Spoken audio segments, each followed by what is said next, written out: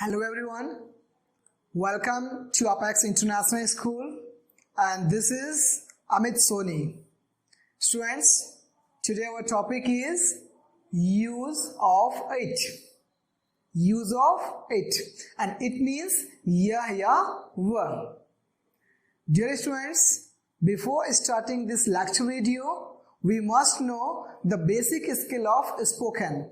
Spoken के लिए कौन कौन सी बेसिक स्किल्स हैं जो बहुत ही इंपॉर्टेंट हैं, आज हम इसके विषय में भी थोड़ा सा ओवरव्यू लेंगे. Let's look at this side. There are the 4 basic skills of the spoken. The first one is listening skill, second one is reading skill, third one is writing skill and fourth one is speaking skill. Students, I am calling these all words as a skill because किसी भी language को सीखने के लिए सुनना बहुत ही important factor है, राइट? बिकॉज सुनकर हम अपने मिस्टेक्स को रिफॉर्म कर सकते हैं, सुनकर हम नए वर्ड्स सीख सकते हैं, अपने नॉलेज को इन्हांस कर सकते हैं, राइट? और यहाँ पर बहुत सारे अलग अलग मीडियम्स हैं जिससे आप लिसनिंग स्किल इंप्रूव कर सकते हैं अपनी, right? Just like by watching video, by watching movies, by watching the conversation of your friends, teachers, relatives and many more, right? So आपको अपनी listening skill बहुत अच्छे से improved रखनी है. Okay, the next one is reading skill. Here the reading skill directly concerns to the pronunciation. Okay, आपकी reading आपकी pronunciation से डायरेक्ट कंसर्न्स करती है. जब आप इंग्लिश बोलते हैं तो आपका फोनेटिक साउंड, आपका एक्सेंट बहुत ही अप्रोप्रिएट होना चाहिए ताकि जिस वर्ड और जिस सेंटेंस का प्रोनाउंसिएशन कर रहे हैं वही अपनी प्रॉपर फोनेटिक साउंड के साथ लिसनर को सुनाई दे, ताकि उसे सुनते समय जब आप कोई चीज बोल रहे हैं तो आपके द्वारा बोले गए जो वर्ड्स हैं वो प्रॉपर एक्यूरेट वे पे लिसनर को सुनाई देना चाहिए ताकि उसे कोई कंफ्यूजन ना हो, राइट? रीडिंग स्किल को इंप्रूव करने के लिए एक प्रॉपर सा सजेशन है आपके लिए मेरे पास. आपको सबसे पहले रीडिंग स्किल इंप्रूव करने के लिए अपने अल्फाबेट प्रोनाउंसिएशन को इंप्रूव करना होगा, right? Alphabet pronunciation A to Z. Okay, same.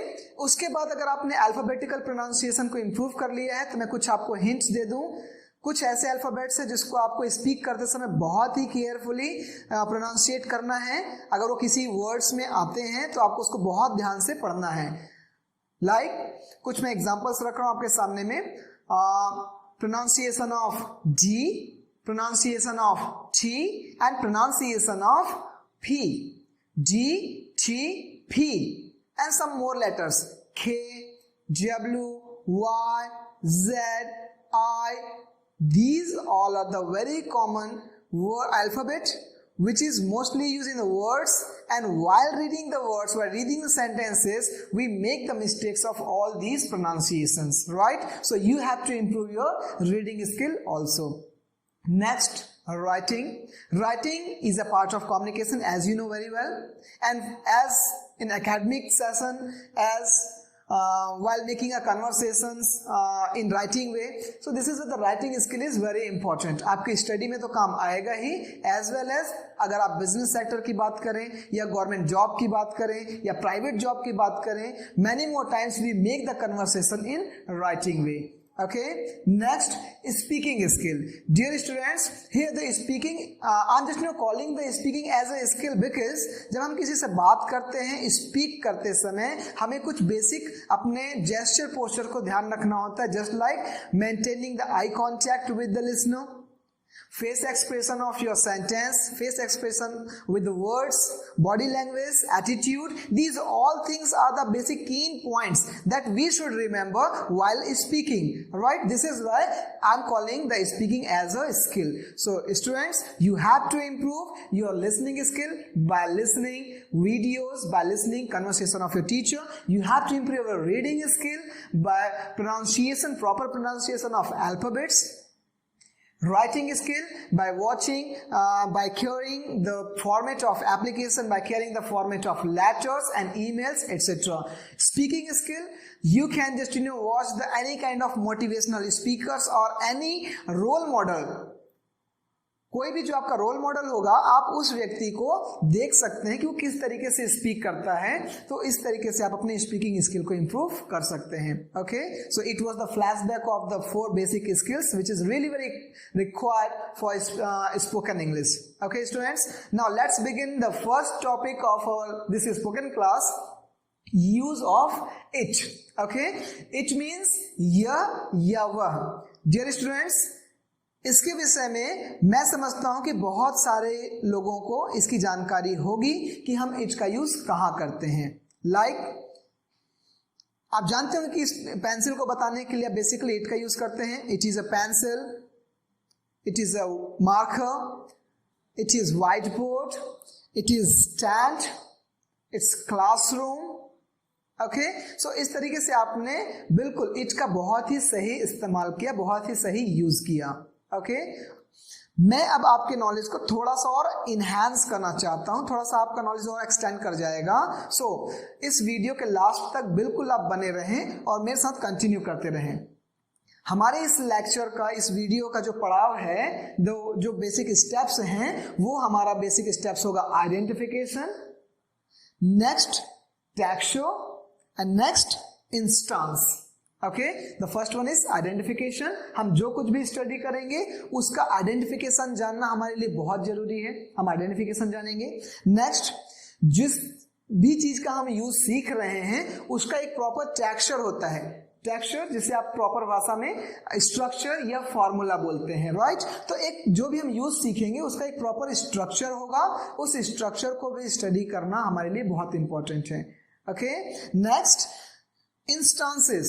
जब हम आइडेंटिफिकेशन कवर कर लेते हैं, टेक्सचर स्टडी कर लेते हैं, उसके आने वाले वर्ड्स स्टडी कर लेते हैं, फिर हमें राइट इंप्लीमेंटेशन के लिए इंस्टांस को सॉल्व करना बहुत जरूरी होता है. Okay, so dear students, use of it. It means यह या वह. It एक introductory word है. कौन सा? It is एक introductory word है. It is an introductory word. ठीक है? Let's know the identification. आपके नॉलेज को थोड़ा सा और इनहेंस कर रहे हैं यहाँ पर. Identification. Dear student, ध्यान रखेंगे जब कभी भी हमें बात करना होता है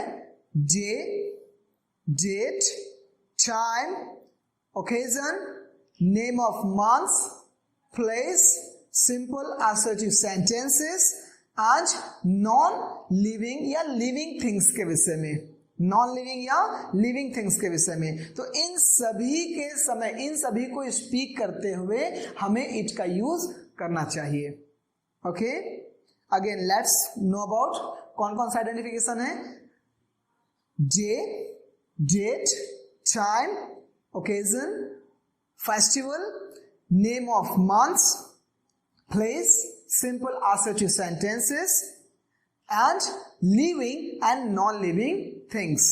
इन सभी के समय जब भी आप इसका यूज करें, जब कभी भी आप किसी को आप डे बताएं, जब किसी को आप डेट बताएं, या जब कभी किसी को आप टाइम बताएं, जब कभी भी आपको किसी को ओकेजन के विषय में बताएं, तो आपको उस date, time, occasion, name of month, place, simple assertive sentences, living, non living things, इन सभी चीजों को एक इंट्रोडक्टरी वर्ड के हेल्प से बोलना होता है. और वो इंट्रोडक्टरी वर्ड कौन सा है? It. Okay, now let's look at the texture. It को हम किस तरीके से एक प्रॉपर फॉर्मेट में सेट करके, एक प्रॉपर फॉर्मूले में सेट करके कैसे हम यूज में ला सकते हैं, अब इसे सीखेंगे. Look at this side. Texture, first it plus is slash was slash will be plus one big bracket, and इस ब्रैकेट में ये सारी चीजें आप यहीं पर पुट करेंगे. Okay, and then other words. एक बार फिर से देखते हैं. Let's look at once again. It plus is slash was slash will be plus bracket, और इस ब्रैकेट का मतलब ये है कि ये सारी चीजें जो मैंने यहां पर व्हाइट बोर्ड में लिखी हुई है, ये सारे यूज यहीं पर आकर स्ट्राइक करेंगे. Okay, next other word. Completed. यहां इज, वॉज और विल बी से एक बात क्लियर हो रही है कि इट का यूज हम प्रेजेंट टेंस के सेंटेंसेस पास्ट टेंस के सेंटेंसेस और फ्यूचर टेंस के सेंटेंसेस पे कर सकते हैं। ओके, नाउ अब इसे थोड़ा सा हम एक्सप्लेन करते हैं। Look at this side, is means है, was मीन्स था, will be मीन्स होगा। ओके, नेक्स्ट टुडे, ये ज्यादातर अदर वर्ड के रूप में यूज आने वाले वर्ड्स हैं। टुडे, टुडे मीन्स आज, यस्टरडे या फिर last day, the both means is कल जो बीत गया, बीता हुआ कल को हम क्या बोलते हैं, यस्टरडे या फिर लास्ट डे। ठीक इस तरीके से टुमारो या नेक्स्ट डे, टुमारो या नेक्स्ट डे की मीनिंग क्या होती है, कल, कौन सा, आने वाला, तो आने वाले कल को हम क्या बोलते हैं, टुमारो या नेक्स्ट डे। ओके, इसी तरीके से हम बीते हुए परसों को बोलते हैं the day before yesterday, the day before yesterday. ठीक इसी तरीके से आने वाले परसों को हम क्या बोलते हैं, आने वाले परसों को हम बोलते हैं the day after tomorrow, the day after tomorrow. बात क्लियर हो गई। Now let's look at this side, this is the instance. अब मैं आपको यहाँ पर जो है, जैसा आप यहाँ पर इंस्टांस देख रहे हैं, इसी इंस्टांस के माध्यम से हम कैसे सेंटेंस को ट्रांसलेट करेंगे और सेंटेंस को ट्रांसलेट करके कैसे हम बहुत इजी वे पे अपने एडॉप्टेशन पे, अपने पर्सनालिटी के में, अपने स्पोकन के एडॉप्टेशन में इसे कन्वर्ट करते हैं। ओके, नाउ आज सोमवार है, अगर मुझे बोलना है आज कौन सा दिन है, कोई व्यक्ति अगर हमसे पूछता है आज कौन सा दिन है, तो अगर हम बोलते हैं आज सोमवार है, आज सोमवार है, तो ध्यान रखना ये सोमवार क्या है, एक डेज नेम है, तो डे नेम के हिसाब से आपको किसका यूज करना होगा, इट का। आज सोमवार है, it is Monday today, it is Monday today. आप फास्ट मोड पे बोलेंगे it's Monday today. What is the day today, answer it's Monday today. Comfortable. ठीक इसी तरीके से यदि अगर बोलते हैं what was the day yesterday, What was the day yesterday, तो तुरंत हमारा आंसर क्या हो जाएगा, It was Monday yesterday। Yesterday बीते हुए कल के लिए और was था के लिए, कल कौन सा दिन था, तो यदि अगर आपका आंसर है कल सोमवार था, It was Monday yesterday। Clear, It was Monday yesterday। ठीक इसी तरीके से अगर बोलते हैं कल कौन सा दिन होगा, कल का आने वाला दिन कौन सा दिन होगा, so your answer will be, अगर मान लीजिए आपका आंसर कल सोमवार होगा, कल सोमवार होगा, तो answer is it will be Monday next day, या it will be Monday tomorrow, it will be Monday tomorrow. Did you understand? So students, you have to use all days name in same format. मैं आपको practice करके दिखाता हूं। अगर मुझे बोलना है आज सोमवार है, आज मंगलवार है, आज बुधवार है, आज गुरुवार है, आज शुक्रवार है, आज शनिवार है, आज रविवार है, तो हम इसे कैसे बोलेंगे, it's Monday today, it's Tuesday today, it's Wednesday today, it's Thursday today, it's Friday today, it's Saturday today and it's Sunday today. जबकि यहीं पर अगर कल सोमवार था, it was Monday yesterday, it was Tuesday yesterday, it was Wednesday yesterday. Did you understand? ठीक इसी तरीके से कल सोमवार होगा, it will be Monday tomorrow, it will B Tuesday tomorrow, it will B Wednesday tomorrow. Clear? Next, date. यदि अगर बात करना है आज 1 जनवरी है, आज 1 जनवरी है, तो आपका आंसर क्या होगा, it is 1 January today, it is 1 January today. अब इसी सीक्वेंस में आप कोई सा भी डेट आप बोल सकते हैं। Is it clear? अगर मान लीजिए हमको बोलना है आज 5 दिसंबर है, आज 5 दिसंबर है, तो आप आंसर करेंगे it's 5th December today, it is 5th December today. Done? Time, ये बहुत ही कॉमन सा वर्ड है और जनरली हम एक दूसरे से बात करते हुए पूछते हैं भैया कितना बजा है, भैया कितना समय हुआ है, तो हम इसका आंसर कैसे करें। मान लीजिए हमसे किसी ने पूछा भैया कितना बजा है, और अगर हम बोलते हैं 5 बजा है, तो 5 बजे को हम कैसे बोल सकेंगे, it is 5 o'clock, it is 5 o'clock। Done? अब अगर मान लीजिए आपको कंटिन्यूसली बोलना है 1 बजा है, 2 बजा है, 3 बजा है, 4 बजा है, तब कैसे बोलेंगे, it's 1 o'clock, it's 2 o'clock, it's 3 o'clock, it's 4 o'clock। Next, यदि अगर हम कोई पूछता है भैया कितना बजा था, तो आपका आंसर क्या होगा? यदि अगर वो समय है 5 बजा था तो आपका आंसर होगा इट वॉज 5 o'clock। भैया कितना बजा था? Answer it was 5 o'clock। Same, it was 1 o'clock, it was 2 o'clock, it was 3 o'clock। Done. Chyme में डियर स्टूडेंट्स अलग अलग सेक्शन है। अगर हम सिंपल टाइम की बात करें, अगर टाइम हमारा सिंपल है, जैसे 1 बजा है, 2 बजा है, 3 बजा है, तो हम उसे बोलते हैं 1 o'clock, 2 o'clock, 3 o'clock। वहीं पर यदि अगर हम बोलते हैं 1:15 हुए हैं, 1:15 हुए हैं, तो वहां पर 1:15, जिसको हम शॉर्ट फॉर्म में क्या बोलते हैं? सवा 1 बजा है, तो सवा को हम बोलते हैं क्वार्टर पास्ट। ध्यान से सुनेंगे, क्वार्टर पास्ट, सवा 1 बजा है, इट इज क्वार्टर पास्ट 1। यहां पर ओ क्लॉक नहीं लगेगा, it is quarter past 1। Did you understand? इसी तरीके से यदि अगर हमको बोलना है 3:15 बजा था, ध्यान से सुनेंगे, है, था और होगा, इसके प्रोनाउंसिएशन में आप बिल्कुल कंफ्यूज नहीं रहेंगे। है होने पर इज, था होने पर वॉज, एंड होगा होने पर विल बी का अप्लाई करना है। ओके, नेक्स्ट, 3:15 बजा था, it was quarter past 3। It was quarter past 3। Done. Next, कई बार हमसे कोई पूछते भी कितना बजा है, हमारा आंसर होता है कि 3:30 बजा है या 4:30 बजा है, तो साढ़े शब्द को हम बोलते हैं half past. What? Half past. Done. तो यहां पर आंसर होगा, अगर मान लीजिए हमसे कोई पूछता है कितना बजा है और आंसर है 4:30 बजा है, तो answer it is 4:30। It is 4:30। कितना बजा था? It was 4:30। It was 4:30। Done.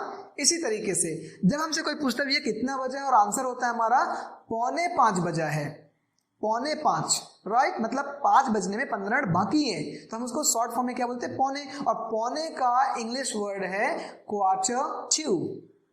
Quarter to, right. 4:45 बजा है, it's quarter to 5। It's quarter to 5। 4:45 बजा था, it was quarter to 5। Done.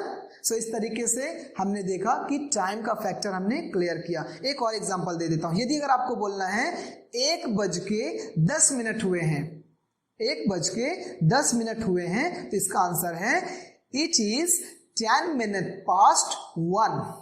It is 10 minutes past 1। इसी तरीके से 2:25 हुए हैं, राइट, 2:25 हुए, तो आप क्या बोलेंगे? It is 25 minutes past. It is 25 minutes past 2. Done. So this is the explanation of time. Look at this side. Occasion. Occasion means here the author. The meaning of occasion here is author. This is not mean the chance. Chance नहीं समझेंगे यहाँ पर, right?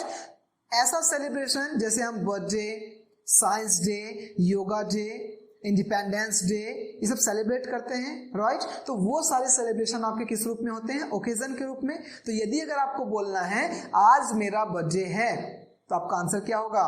It's my birthday today. What's your answer? It's my birthday today, right. अगर कोई बोलते हैं, अगर आपको बोलना है मेरा बर्थडे कल था, मेरा बर्थडे कल था, तो आंसर क्या होगा? It was my birthday yesterday. It was my birthday yesterday. कल मेरा जन्मदिन होगा, it will be my birthday tomorrow. It will be my birthday tomorrow, right. Same, अगर आज साइंस डे है बोलना है तो इट्स साइंस डे टुडे। आज योगा डे है, इट्स योगा डे टुडे। आज इंडिपेंडेंस डे है, it's independence day today. Did you understand? So this is the example of occasion. Next, name of months. हम मंथ्स के नेम को अगर प्रोनाउंसिएट करना चाहें तो कैसे कर सकते हैं? यह जनवरी का महीना है। Answer, it's month of January, right. वह जनवरी का महीना था। Answer, it was the month of January. Clear? वह जनवरी का महीना होगा, it will be the month of January. Did you understand? So इस तरीके से आप मंथ्स के पूरे नेम प्रैक्टिस करेंगे। जो स्टूडेंट्स, यहाँ पर एक वर्ड है फेस्टिवल। फेस्टिवल, किसी भी फेस्टिवल को आप अगर बोलना चाहते हैं इंग्लिश में, तो जैसे अगर बोलना आपको कि आज दिवाली है, कैसे बोलेंगे? आपको इंट्रोडक्टरी वर्ड कौन सा यूज करना है? इट. Okay, look it. आज दिवाली है, it's Diwali today. Very simple. कल दिवाली थी, इट वाज दिवाली यस्टरडे. अरे भैया कल दिवाली होगी, it will B Diwali next day. बहुत इजी है, बहुत इजी है. और इस तरीके से आप फेस्टिवल, कोई सा भी फेस्टिवल, किसी भी रिलीजन के फेस्टिवल को आप बहुत ही प्रॉपर वे पे इट के इंट्रोडक्शन से कंप्लीट कर सकते हैं. करेक्ट. Next, place. किसी भी स्थान को अगर आपको बताना है, जहां पर आप अभी बैठे हैं, जहां पर अभी आप खड़े हैं, उन सभी स्थान को मैं आपको एक एग्जांपल दूंगा. आपको एक छोटे से प्लेस से लेके पूरे अपने यूनिवर्स तक मैं आपको एक विजिट कराऊंगा. राइट. प्लेस के एग्जांपल को इट के साथ रिलेट करते हुए. ठीक है. यह एक क्लासरूम है, it is a classroom. Okay. मैं भी फिलहाल जिस कॉलोनी में रह रहा हूं इसका नाम मुखी विहार है. तो ये कौन सी कॉलोनी है? इट्स मुखी विहार. मैं जिस शहर में रहता हूं उसका नाम है करगी रोड कोटा. इट्स करगी रोड कोटा. मैं जिस डिस्ट्रिक्ट में रहता हूं उसका नाम है बिलासपुर. It's Bilaspur district. मैं जिस स्टेट में रहता हूं उसका नाम है छत्तीसगढ़. इट्स छत्तीसगढ़. मैं जिस कंट्री में रहता हूं उसका नाम इंडिया है. It's India. राइट. मैं जिस कॉन्टिनेंट में रहता हूं उसका नाम एशिया है. तो उसका आंसर क्या होगा? It's Asian continent. राइट. और ये हमारी पृथ्वी है, it is our earth. Clear? तो आपको क्लियर हुआ? एक छोटे से प्लेस से लेके हम यूनिवर्स तक जा रहे हैं, अर्थ तक जा रहे हैं. क्लियर? नेक्स्ट, इसी तरीके से प्लेस बहुत सारे आप जहां पर भी हैं. जैसे मैं आपको कुछ एग्जांपल दे रहा हूं. यह प्लेटफॉर्म नंबर 1 है. Answer it's platform number 1. Very simple. इसी तरीके से यह हॉस्पिटल है, इट्स हॉस्पिटल. क्लियर? यह क्रिकेट ग्राउंड है, इट्स क्रिकेट ग्राउंड. अब यहीं पर मान लीजिए वो क्रिकेट ग्राउंड अब नहीं है, वो खत्म हो गया. तो अगर आप बोलते कि ये क्रिकेट ग्राउंड था, आप क्या बोलेंगे? It was cricket ground. Clear हो रही मेरी बात? तो आप किसी भी प्लेस में अगर आप इंट्रोड्यूस करना चाहते हो उस प्लेस को, या है के लिए, था के लिए, होगा के लिए, तो इन सभी सेंस में आप इट का यूज कर सकते हैं प्लेस को एक्सप्लेन करने के लिए. Done. The next one, simple assertive sentences. एक सामान्य कथन जो कि या तो अफर्मेटिव या नेगेटिव हो सकता है. ठीक है, उसे हम सिंपल असर्टिव सेंटेंस कहते हैं. और यदि अगर सिंपल असर्टिव सेंटेंस की शुरुआत यह या वह हिंदी शब्द से होती है तो वहां पर आप तुरंत इट का यूज करेंगे. मैं कुछ एग्जांपल दे रहा हूं, आपको उस एग्जांपल को अच्छे से याद रखना है और अपने डेली लाइफ में यूज करना है. ओके. लाइक, यह मेरी जिम्मेदारी है. ध्यान रखिए, इस सेंटेंस की शुरुआत किस शब्द से हो रही है? यह. ओके. तो यहां पर यह मेरी जिम्मेदारी को हम कैसे बोलेंगे? It is my responsibility. It is my responsibility. Affirmative के मैंने अफर्मेटिव पार्ट की बात की, यह मेरी जिम्मेदारी है, इट्स माई रिस्पॉन्सिबिलिटी. अगर यहीं पर हम बात करें यह मेरी जिम्मेदारी नहीं है, तो अब आंसर क्या होगा? It's not my responsibility. Done. It's not my responsibility. Next, यह मेरी पहली जॉब है. It's my first job. अगर ये मेरी पहली जॉब नहीं है, it's not my first job. Done. ये बहुत ही आसान है. से इट्स वेरी इजी या इट्स वेरी सिंपल. ये आसान नहीं है. It's not easy, it's not simple. Right. तो इस तरीके से आप देखिए बहुत सारे वर्ड्स जिनकी शुरुआत यह या वह से होती है, उन शब्दों, उस प्रकार के वाक्यों को आपको बोलने के लिए इट का यूज करना है. Did you get my point? Next, living and non living things. सबसे पहले तो हम बात कर लेते हैं नॉन लिविंग थिंग्स की. तो आपको अपने आसपास में जितनी भी चीजें दिख रही हैं, जितनी भी चीजें दिख रही हैं, यदि अगर वो संख्या में 1 है तो आप उसको इट से एक्सप्लेन कर सकते हैं. जैसे कि मैंने एग्जांपल दिया था, it is a marker, it is a pencil, it is white board, it is stand. Right. अब अपने आसपास थोड़ा सा चेक करिए और अपने आसपास में जितनी भी चीजें दिख रही हैं उसको आप इट से एक्सप्लेन करते जाइए. ओके. नेक्स्ट, मैंने यहाँ पर एक पॉइंट लिखा हुआ है लिविंग थिंग्स. लिविंग थिंग्स मतलब अब यहाँ पर इट का यूज हम किसके लिए करेंगे? लिविंग है तो भी हम इट का यूज करेंगे, बट वहां पर सीन क्या होगा?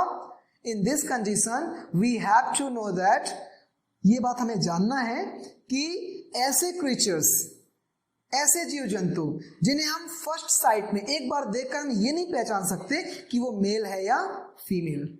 राइट. तो उस कंफ्यूजन के टाइम पे आप उसे किससे इंट्रोड्यूस करेंगे? इट. लाइक अगर एक मच्छर है, ये एक मच्छर है, तो आप इसका आंसर क्या करेंगे? ये एक मच्छर है का आंसर इट्स मॉस्किटो। ये सांप है, it is snake, because you are not able to identify either it is male और फीमेल। Did you understand? तो वे सभी जीव जंतु जिन्हें आप देखकर एक ही बार में आइडेंटिफाई नहीं कर पाते कि वो मेल है या फीमेल है, उन सभी लिविंग बींग्स के लिए आप किसका यूज करेंगे? इट का यूज करेंगे, राइट? इसी तरीके से प्लांट्स, फ्लावर्स, वेजिटेबल्स, इन सभी के लिए भी आप किसका यूज करेंगे? इट का यूज करेंगे। आई होप आपको मेरी बातें बहुत अच्छे से समझ में आई होंगी। चलिए एक बार फिर से फ्लैशबैक कर लेते हैं।